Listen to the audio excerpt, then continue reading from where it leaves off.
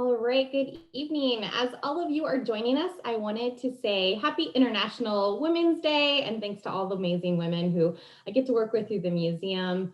I also want to give a special shout out to my mother. You're amazing and thank you for lifting so many up, including me. I love you, Mom. Okay, so let's get to it. Hello, welcome to Science Pub. I'm Stephanie Coleman, Community Education Manager for the Santa Barbara Museum of Natural History and Sea Center. Our outdoor exhibits at the Sea Center and museum campuses are open. So they're open to a limited number of guests, but our indoor exhibits are still temporarily closed due to county health orders.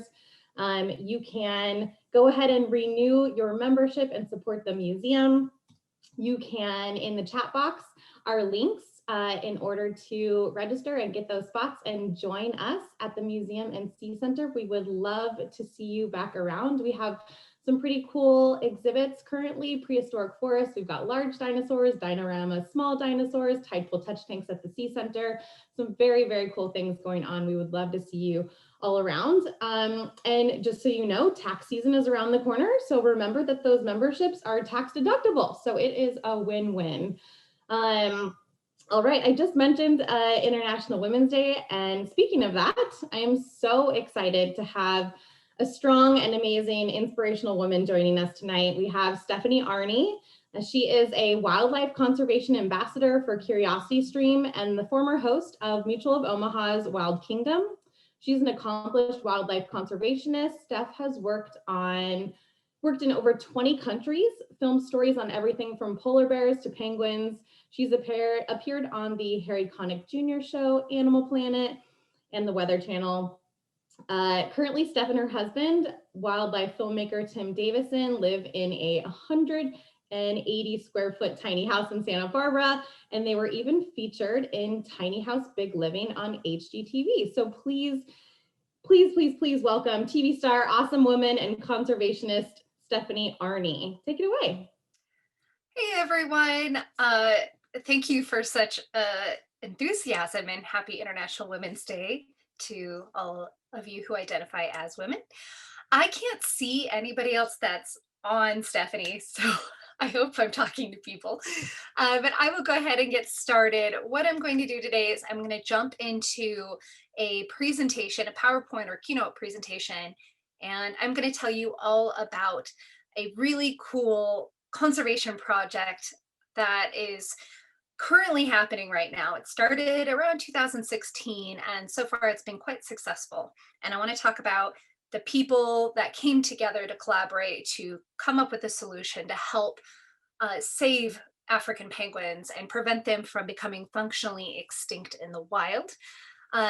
If I have a poor internet connection, I deeply apologize. I live up by Painted Cave in Santa Barbara, and I don't have the best internet connection.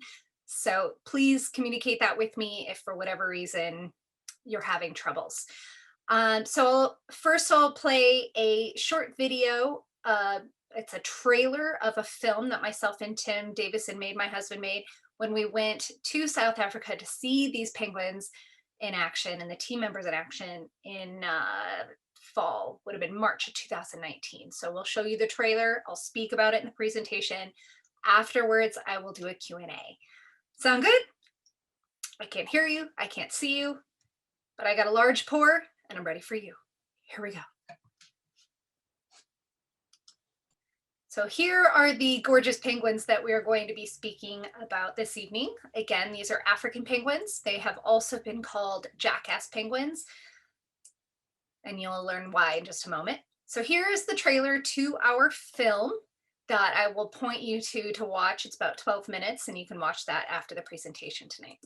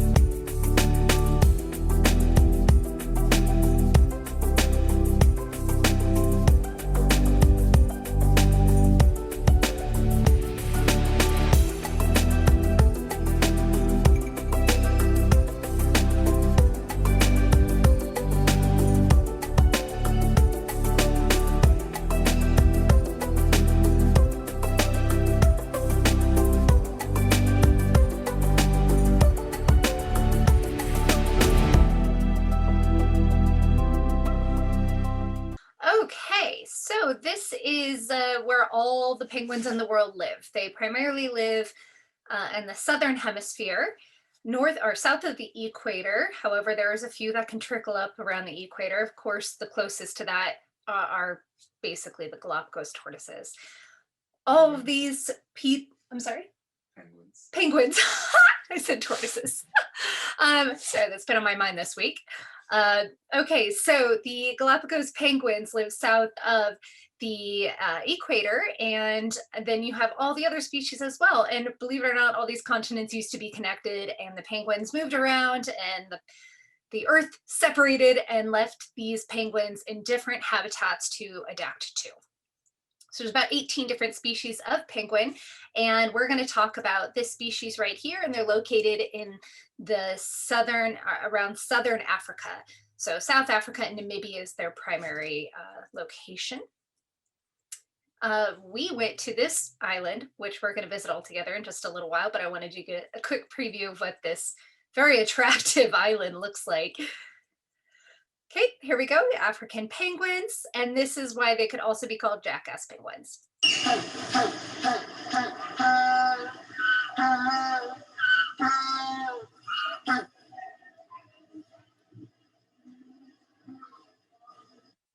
Very attractive, huh? Continuing on, these penguins have predators, just like most animals. Mongoose, brown fur seals, sharks, and cape gulls. Of course, once they go into the water, they are in danger of sharks and brown fur seals, but fur seals can also go onto the land to get them. The penguins that are on the mainland of South Africa can struggle from mongoose, which typically go after chicks and eggs, and cape gulls as well. Those are very large gulls, and they are very sneaky and aggressive and definitely do what they can to get the eggs. Here is a breeding pair. Some of this presentation is also made for children, so I'm assuming most people are adults, so I'm kind of skipping through some stuff, assuming you know most of this.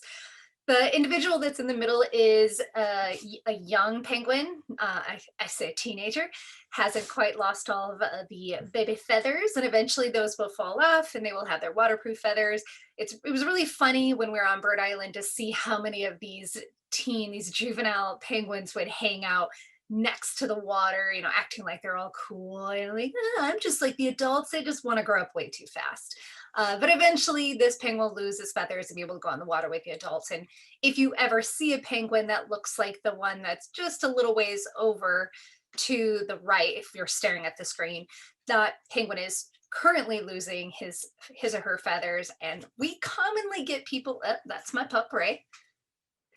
We commonly get people that will come up to us in the wild or in a zoological facility, and they're always like, oh my gosh, that penguin's dying, do something about it. Nope, just losing its feathers. And that's basically what I looked like all during the pandemic during 2020. We're all just a little disheveled, weren't we? Okay, so this is the main reason why I'm here today, is I want to tell you that this particular species of penguin burrows in guano. Guano is poop, is their poop. And over thousands and thousands of years, these penguins would poo along with some other seabirds like gannets, for example. I think there was a couple others. If you see me turn my head, I'm looking at my husband who was there with me, but primarily gannets. And these penguins would poo and their guano would pile up. And you know what it reminds me of? We all know it's this white splatter, right? But as it hardens, it layers and it becomes really thick and just reminds me of like really hard chalk, you know, like chalk from a chalkboard. So it is incredible to me that their feet are strong enough to actually dig a burrow. Now, why they do this is to primarily protect themselves from predators and the sun. So predators like that mongoose or a seal or the cape gulls. It also helps with incubating their eggs and prevents them from overheating from sun. They are basically covered in a black fur coat. So as you can imagine, that would get pretty toasty. So all in all, they have mastered this guano nest. This is where things start to go a little south, okay? Humans eventually discovered that their guano was nutrient rich and realized that it would be an excellent fertilizer. So as soon as humans figured that out, a ton of us came onto the islands, and anywhere penguins had guano, had created guano burrows and guano islands, basically, they came and took it all away, shoveled it, which I'm sure was quite difficult. But people from all over the world did this and would create big bundles of guano bags and put them off on ships. And so there's a ship dock and a warehouse that held all these bags that are still on Bird Island. And they would ship them all around the world to be sold as fertilizer. And it was an extremely expensive resource. It was valuable. It was just as valuable as gold and silver, if not more, at this time period. So there's the men looking all proud of themselves. Imagine the experience of walking on this island and seeing these penguins and knowing that they were walking all over burrows and they were just breaking the burrows down. And I'm sure that I know they ate the penguins, they ate the penguin eggs. Unfortunately, that really hit the population hard, especially the eggs. You know, after they've stolen all these guanos, what eggs had been creating, they were collecting and eating and calling them a delicacy. I have not had them. I have not seen them. It's properly illegal right now, but those that ate them said they were good. But thankfully, that's not allowed anymore. This is what they look like when they're cooked. Pretty trippy, huh? So first off, it was the guano wars and then collecting their eggs. And just so you know, to get penguins to hatch another egg, you genuinely have to have to step on the egg before so that the mother will lay another egg. So you lose another potential baby animal there too. So then we have, of course, now oil spills. We also are stealing a lot or taking a lot of the fish from the ocean that animals like penguins need for survival. And then, of course, we have the climate crisis, which is completely shifting the acidity and the pH levels of the ocean, the heat of the ocean, the flow, the current flow, everything. And that is completely changing behaviors of predator and prey, especially those of the fish and penguins. So what took a really long time to create this whole amazing circle of life in this area is just fumbling. It's just falling apart. So about 100 years ago, there was more than 1 million pairs. Some say 2 million pairs of penguins, but now there's about 20,000 pairs, if not less. So that's a 99% drop in 100 years. So that's pretty scary for conservationists. Thankfully, this is my hero of the hour. So this is Kevin Graham. He is a biologist specializing in birds. He's a bird supervisor at the Dallas Zoo. He and a team of people from Dyer Island Conservation Trust and PAZA, and gosh, many other AZA organizations came together and said, we have to do something about this. We could sit and argue, we can, let our egos get in the way here, or we can just basically be quiet, sit down, and create a process to find a solution. Now, obviously, we can't jump in and drastically influence the climate crisis and the fishing processes in South Africa overnight. However, they no longer have nests, and that means they're subject to heat exhaustion and heat stress, and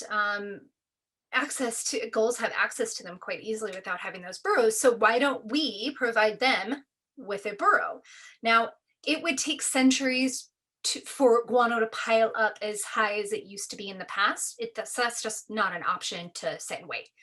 Picking up penguins and moving them to a new location is also not an option. It's too expensive. It's stressful for humans and especially for the penguins.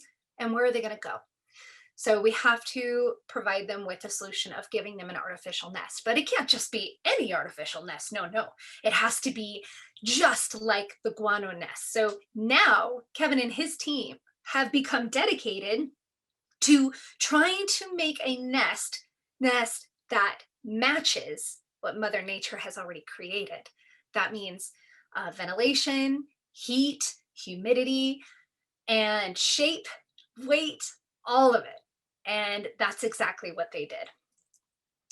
So in around, I think it was around 2015, 2016, they really started the first phase of trying a whole bunch of different types of designs, and they tested them out. And they used the whole scientific process. They got data points, they analyzed them, they came together, reviewed it months later, tried it again, made switches, phase three, tried it again. So a lot of science went into this, and it really, again, took a lot of people with different specializations from different conservation organizations. This could be for profit, not for profit, and government organizations. They all came together with their specialties to try to come up with a really good solution that matches nature. However, all the ones you're looking at right now failed. And that's a big part of science, is you fail forward. You keep trying and you don't let that bring you down. So they took the good of all of these different types of nests and came back together and created new blueprints, new ideas, and then researched it again, did their data points, and analyzed it.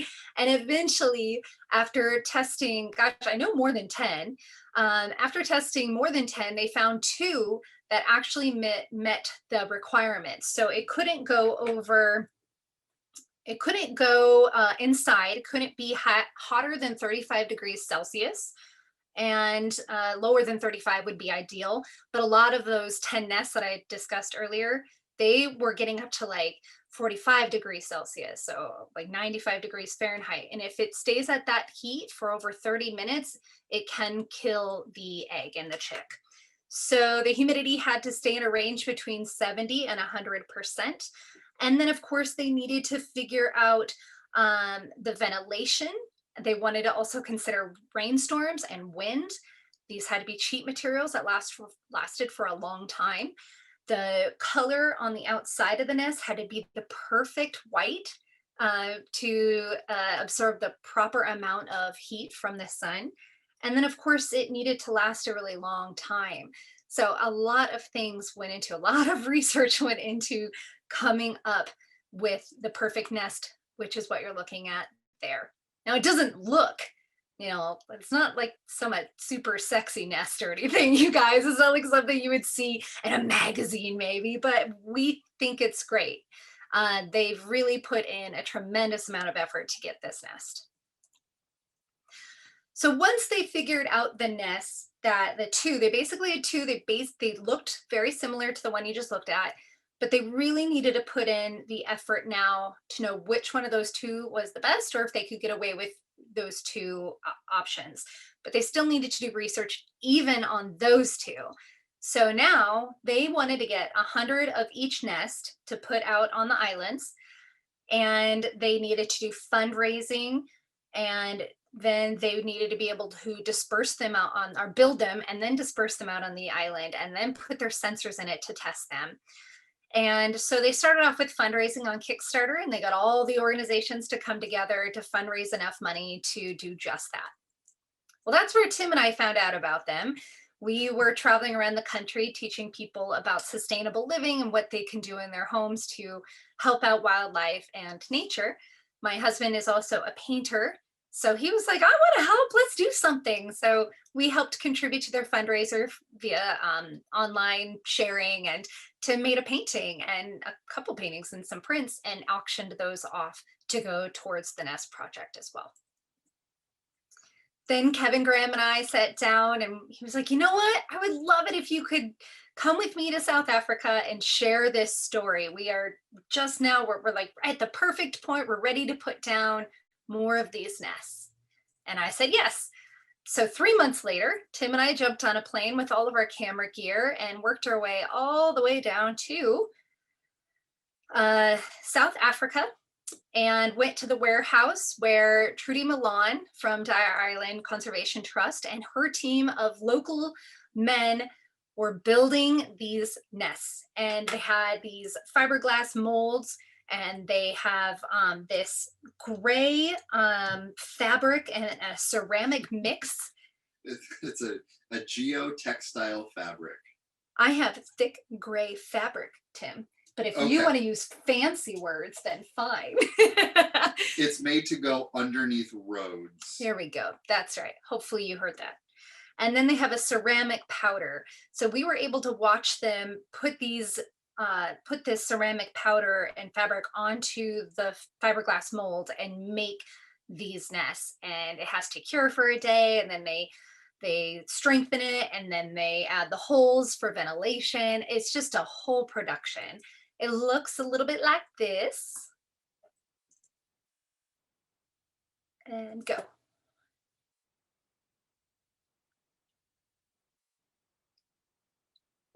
I feel like we should get some music for this, Tim.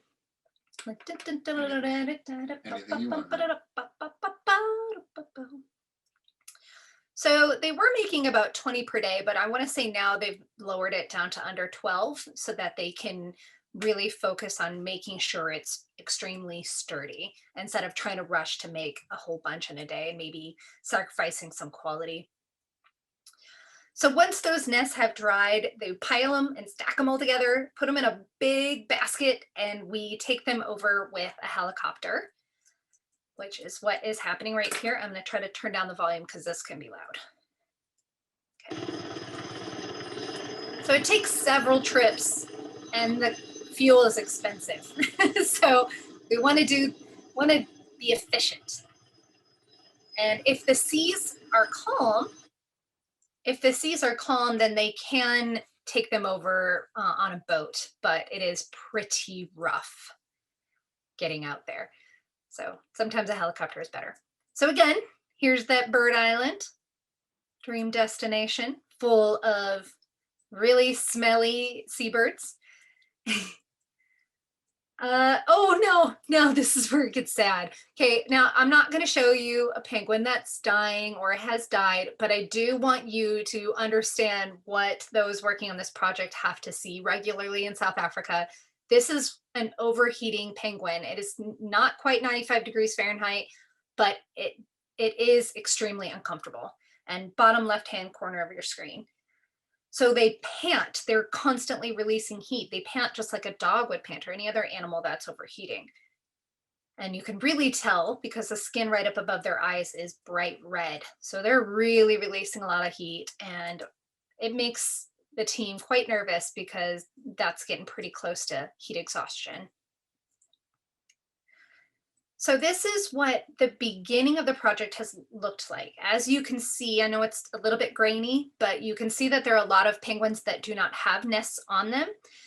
The reason for that is they've already laid an egg. And for those of you who know working with wild animals, they're not going to let you go by them. No way. They're protecting their eggs. So if you tried to put a nest over top of them, it would really stress them out. And we're trying to do the opposite. So we give them their space, and they will be provided a nest, hopefully for their next season. So what the team has done is they've coordinated where these nests need to go on the island. And so we paint numbers on them before we set them out, so they're easy to identify. And then we also know which ones have sensors in them.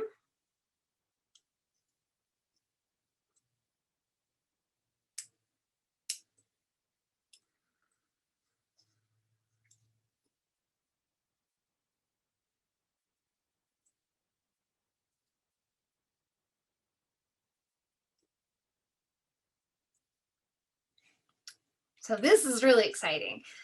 We spent a couple days putting these together and dispersing them throughout the island. And I think it was 24 hours, like the next morning, a penguin had laid an egg. And I know you can't see it very well. We're really trying hard not to stress out this penguin and spend too much time next to her. So can't really see the egg, but it's right there. And that was amazing success. They have almost at like the next day, almost all the nests were filled, but it was really funny. It was really interesting to watch them because some of the nests would be laid down and you would see penguins sprint on all fours, like put their flippers down and run on all fours to these nests because they were so desperate. And then you look over the other direction and you would see penguins like walking around it, looking inside, checking it out, like really inspecting it. And I couldn't help but like imagine it was like penguin house hunters. You know, they're looking and they're like, well, I don't know, is this open concept? Is there a hot tub in here? And you're like, just shush and get in there. You need a home to survive. But yes, it's been truly successful so far. Here is that mama and her chick after it hatched. They're so cute. Okay, so this project is working. It's very exciting. I am most excited because the collaboration came together and it's like, no nonsense, let's just get this done. And they're doing so well. And of course, we released this whole project about a month or so before the pandemic. So we did get put on hold, but fortunately people have still been donating to help us get more nests. And I would say, I think, I'm gonna have to look at the numbers again, but I want to say they're going to put down another few hundred here soon once the vaccines come out. So there's well over 1,000 nests on the island right now. I'll get the numbers when I look. I think that's the one thing I forgot to grab is the newest. Yeah, and there is several other colonies that have nests as well. So if you want to help out and participate, then I would recommend, I know you see these adorable stuffed animals, but because of the pandemic, that the stuffed animal category has been put on the side for right now. Okay, so if you want to help out, you can sponsor a nest by donating $50 on our website, which I'll show you in a second. Or you can be super rad and give us $250, and that would also provide us with these sensors so that we can continue that research. So I want to show you really quick where you can learn more. So here's our website. It's savingpenguins.org. This is where you can come to watch the film. So right here in this area, you can click that and watch is it 12 minutes? Yeah. 12 minutes, 12 and change. All about this entire story, but more in depth, and you can really see it kind of played out. And here you can learn more about how to sponsor a nest, more on how you can get involved in the project, as little or as much as you want. Specific needs that we have, and more about our project. And then of course, up to date, here's that boat I was telling you about that on column days that it can get out there. I really liked this part of it. If you really want to get nerdy and dig deep into the entire scientific process, the whole research of these nests, what it's made out of, all the data, it is right here in the tab called the Penguin Story. Here you can learn the history, you can learn how it was made, the design and the testing, all the results from the analyzing, all the data, and where we are going from here. So this is the nerdy page, but it's very thorough and answers more questions. I am not a scientist on this project, so I won't know. I can tell you I won't know everything. Kevin Graham blows my mind. He knows so much. So this is where you go for that. And then of course you could also click shop to get to the nests. All right. Lots of comments, and we already have quite a few questions too. Okay. So let's just jump on in and get to those. So you answered where we could watch the video. Another one is how can you donate to it, which would be, you write a check, can you do credit card, is it cash, like what are options? Okay, so with that website, you can click on how to donate and it will tell you exactly how you can donate. Obviously, the easiest form is just donating through credit card, PayPal. But if you wanted to send a check, I believe the address is on there. Yeah. Yep. Tim made the website. Tim and Kevin Graham and Lori Holloway made that website. So yeah, he's telling me any way you can donate, we're going to make it easy for you. Cool. And then we'll start off with an easy question, hopefully. How offshore is the island? And that's from Charlene. Thanks, Charlene. 10-minute helicopter ride. Is it 10 minutes? I thought it was 20. Yeah, oh, that's right, it was. It's a 10-minute helicopter ride. Was it Portsmouth? No. Out in the middle of nowhere. Yeah, we went out. I don't know. I say that because I really was paying attention to the filming process. So I wasn't really watching side. We were in the middle of nowhere, and then all of a sudden we're at the ocean, and then there's crazy sand dunes, and then all of a sudden we're getting on a helicopter, and I had no idea how long it took. 10-minute helicopter ride. I think it was a 2-hour boat ride. Okay. Out. I'd say it's a couple miles offshore. Okay, so it's a couple miles offshore. 10 minutes helicopter, and 2 hours to take a boat. Great. So Kevin Smith says, this might be slightly different from your session, but I recently had to read and watch a video about the penguin lady. She has some very interesting initial experiences that drew her into the penguin world off of Africa and caused her to be involved with helping save them. Is your current work related to that original mission to save penguins? I've never heard of a penguin lady. Maybe. But my husband, Tim, who's right over here, he's going to dig into that really quick while we're waiting. Okay. What size are the penguins that you were working with? That's from Vicky. Oh my goodness. They're about that big. A couple feet. 18 inches. 18 inches, exactly. Love that it's like a 2-for-1 tonight. We get Steph and Tim. I know, we should probably just bring Tim on. He's just... No, I'm off camera. He's being crazy. Would you okay. like me to say hi? You can, so they can see your face. He's wonderful. Hi, everybody. I'm gonna be sitting over here, but it's nice to see everybody. Hi. No one, I mean, they can see you. You can't see anyone. No, I can't see anyone. Yeah. Webinar. Their beak can reach your knees and like the really top part of my knees, and I'm 5'4". Okay. So just get an even. I'm one of those people. I'm like 18 inches, whatever. Biters. Okay. And they are biters, so you can't get close to them. Their beaks are like scissors. So what has been the population improvement with your efforts in place so far? And I think that's what you were going to follow up with, right? Okay, so I can't actually answer that yet because they haven't been able to have a full season or a full year of data collection since we first started putting the best nests up. So COVID has gotten in the way of that. And I think it's probably going to be another year where we can actually see what the increase is. Okay.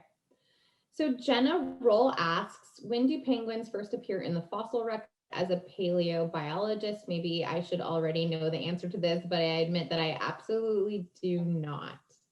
Thanks, Jenna. I know, I feel like I should know this too. I do not know. It is a long time though. It's a very long time. It was back when all the planets were connected at the bottom. I'm sorry.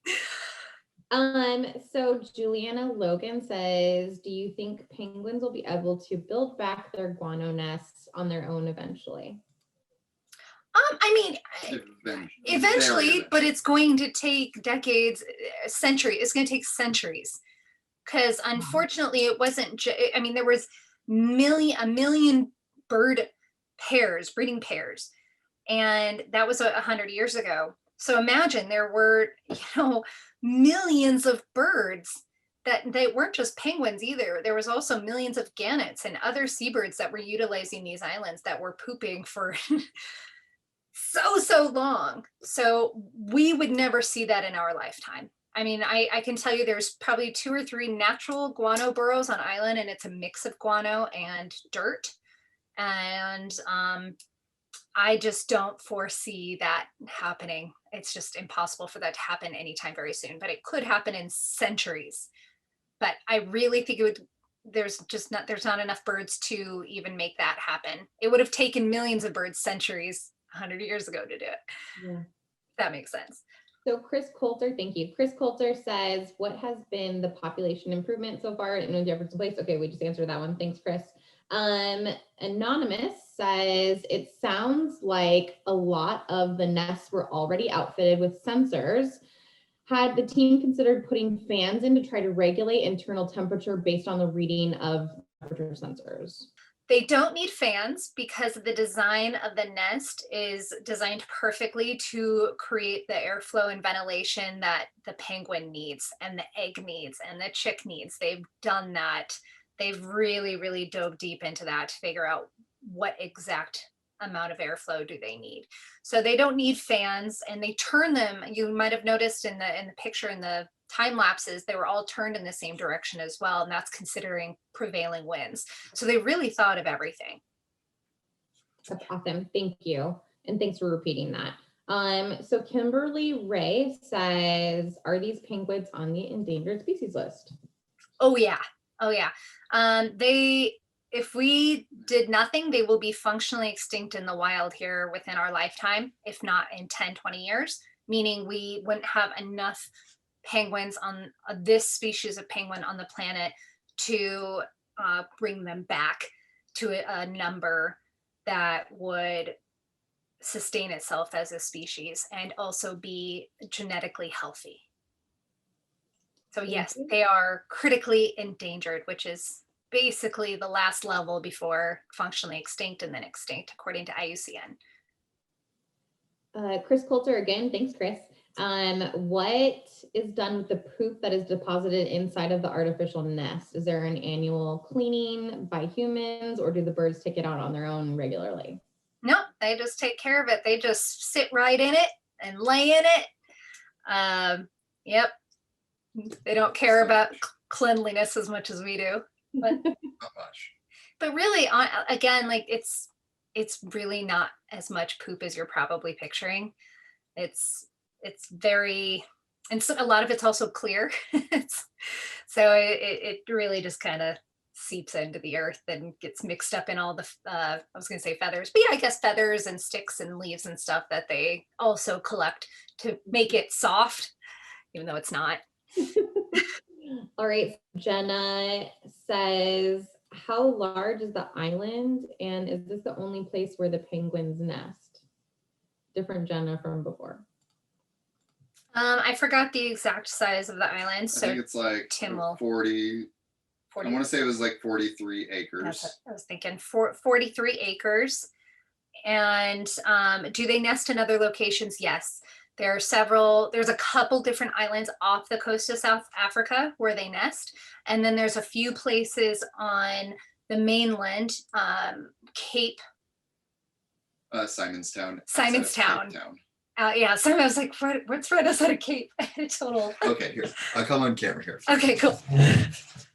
It's been a while since I've talked about this, so thank you, Tim. Yeah, so there are several colonies off the coast of Namibia and also South Africa where they can nest. Some of them face similar issues, lack of guano, lack of shrubbery that they can hide under. So similar situation, but on the mainland, there is a lot more shelter so they can get out of the sun. However, there's a lot more predators on the mainland. And light pollution. Yes. And dogs. Mm-hmm.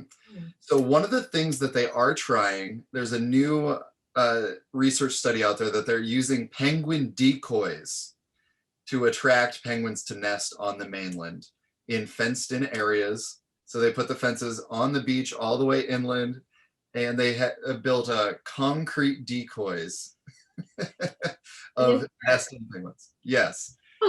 It's very interesting. Who knows if it'll work in the long run, but it is working thus far. Yeah. What just kind of like they see others and they're like, oh, we should be here too. Yeah, it's, oh, the cool kids are nesting here, we should nest here too. Yeah, instincts tell them if it's safe for them, it'll be safe for us. And that's, otherwise you can't pick up and move penguins and be like, here, come over here. It's just not possible. I think there was a psychology experiment that was like, if you just create lines, like people will just get in a line because they'll be like, oh yeah, this has got to be great. So it's kind of similar with the penguins, like, oh, let's do this. Absolutely. So we How's have our connection? Yeah, the questions keep rolling in, so we're just gonna keep hitting them for a little while. I gotta throw it back to real quickly. Somebody mentioned the penguin lady earlier. Yes. Okay, quick update on the penguin lady. Her name is Diane De Napoli. She is a penguin expert. She works at the New England Aquarium. She's written a couple of books, done TED Talks. Sounds like a super cool lady. So whoever brought her up, thank you. Yeah. We have to know more about her. But yes, she would absolutely know about this species and about this project. She's part of the AZA. She's probably involved in one of the different facets of African Penguins Safe is the overarching project. And of this project, this nest project is just one tier. And there's also research going into their food stocks out in the ocean, pH level in the ocean, different branches on how we can holistically save this species. Yeah. I would assume that she's involved in one of them. Yeah. The New England Aquarium also has rockhopper penguins in addition to African penguins. So, you know, she's more than just this one species. In briefly looking at her, she's involved in all penguin species. So Cool. Very Good. cool. just give that little tidbit. I'm gonna. Yeah, I mean, you can sit there. It's great to like have Yeah. you on camera too. You're answering some of my questions. So. Okay. And for some people that may not know, can you explain what AZA is? Of course, it's the Association of Zoos and Aquariums. So of all the zoos in the country, this is an organization that holds them to a higher standard in addition to the governmental standards, so USDA. So they make sure that they are contributing to conservation, they're contributing to education, Research. The standards at which they care for their animals, you know, things like that. Great, thank Steph, you. and Yeah. to add to Yeah, they just say, you're doing great. Here's a stamp of approval. Or they say, do better, we're taking away your stamp. that. So they're an accreditation body. Yeah. But when it comes to this project, the AZA's SAFE program, which stands for Saving Species from Extinction. Saving animals from extinction. Yes. Safe. Saving species from extinction. Thank you, buddy. Sorry, one glass of wine and I'm like, so anyways, they've highlighted 14 endangered species that they feel like zoos can really contribute to the saving them in the wild. Great. Okay, so on to the last three questions that we'll take. The island seems very low. Will sea level rise affect the penguins? Yeah, they already are. If they have really nasty storms, which are pretty a common occurrence in the winter, then their island can get flooded, and the wind is, as you see, there's really no vegetation, and that's because the wind for the most part. So yeah, when it's really windy, when the waves are really crashing, they definitely have casualties from that. So as the sea level rises, it's only going to increase. All right, Kimberly Ray asks, how many eggs do each pair lay in a lifetime? Oh, they can have 2 eggs per season and 2 seasons a year. And their lifespan? Up to 20, 22. Yeah. Okay, so like up to 40, maybe. And that might be a captive number. Yeah. Yeah. I think it might be like. I think what the better question is, what is their, what actually is raises to adulthood, right? So the whole like R and K, the way you reproduce. So they produce a lot of eggs, but how many of them will survive until adults? I would say in 1 year, they can have up to 4 chicks, and more than likely, it's going to be 1, 2 or 1 penguins. But again, we should probably double check that with Kevin. That survive in their lifetime of reproduction, or like each season? So they're replacing themselves each season, or they're replacing themselves once in their lifetime? Each season. Yeah, each season. Thank you. Okay. Yeah, but for a while there, without the nest protection from predators in the sun, they weren't even replacing themselves. So it's, yeah. And then they were dying because they were overheating. So yeah, it was starting to go backwards. But this is an attempt to try to replace themselves. But yeah, they can, I would say, my guess would be 1 a year. But again, we can probably get back to you on that, whoever asked that question. Thank you. And then last question of the night, how are they at Boulders Beach in South Africa? I haven't been there in a long time, but they were amazing to experience. Yeah, it's super cool. It's a really, really neat experience. It's super strange to drive down there and find parking and have to stop and wait for penguins to cross the road. They hide under people's decks, under their cars. They go through sewage passageways and like water drainage systems to get from point A to point B. You hear them, you smell them. It's so strange. Simonstown near Boulders Beach, the town that it's in, it's very much like Santa Barbara. Yeah. So it would be like driving down to the pier or the wharf and then the little neighborhoods right there, as if the penguins were to come off the beach and into the neighborhoods and then nest in your garden.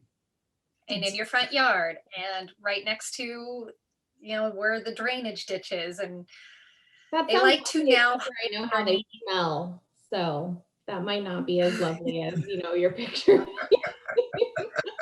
I mean, honestly, Cape Town, Simonstown, they didn't really smell that much, but when you're on the island and that's it, and definitely sleeping smells. we slept in a pretty crappy.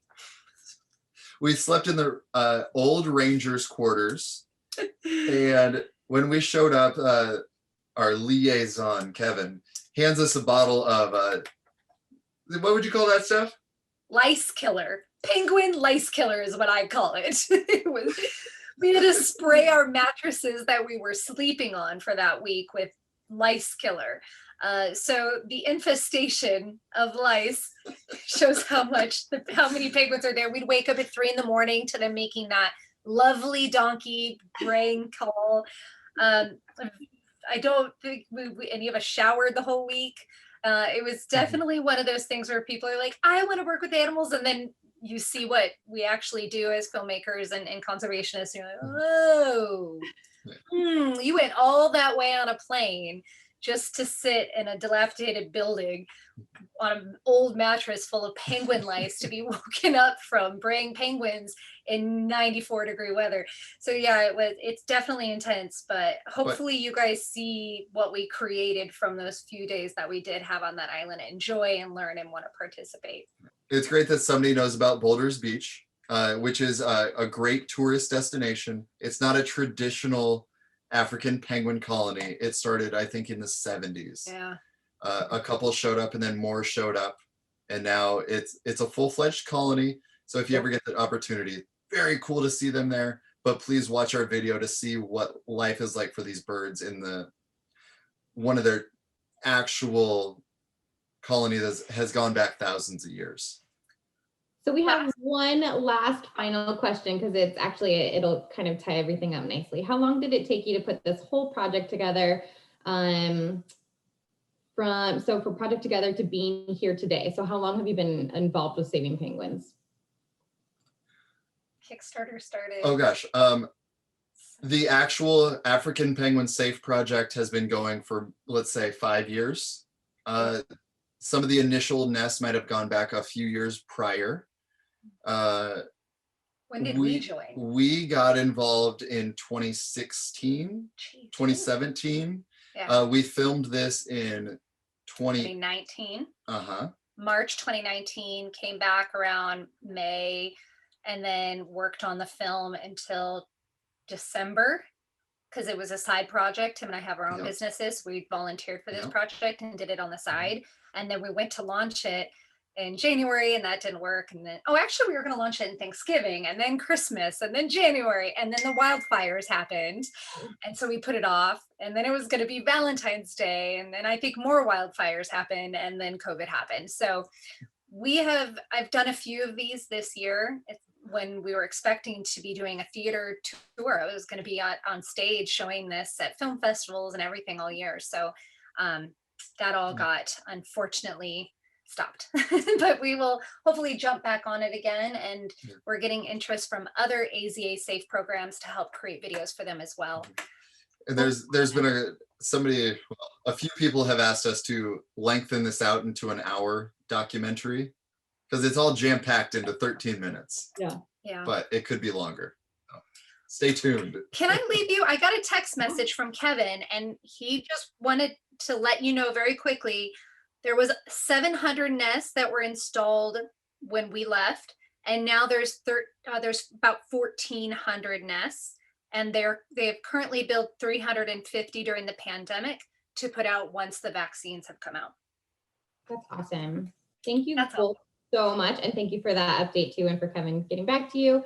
Thank you so much for both of you joining and sharing this, and just think about how this has evolved. And I know that COVID has really kind of jostled a lot of people's plans, but we appreciate you sharing their experiences with us and the lovely film. We did post the link, so hopefully everyone can enjoy it.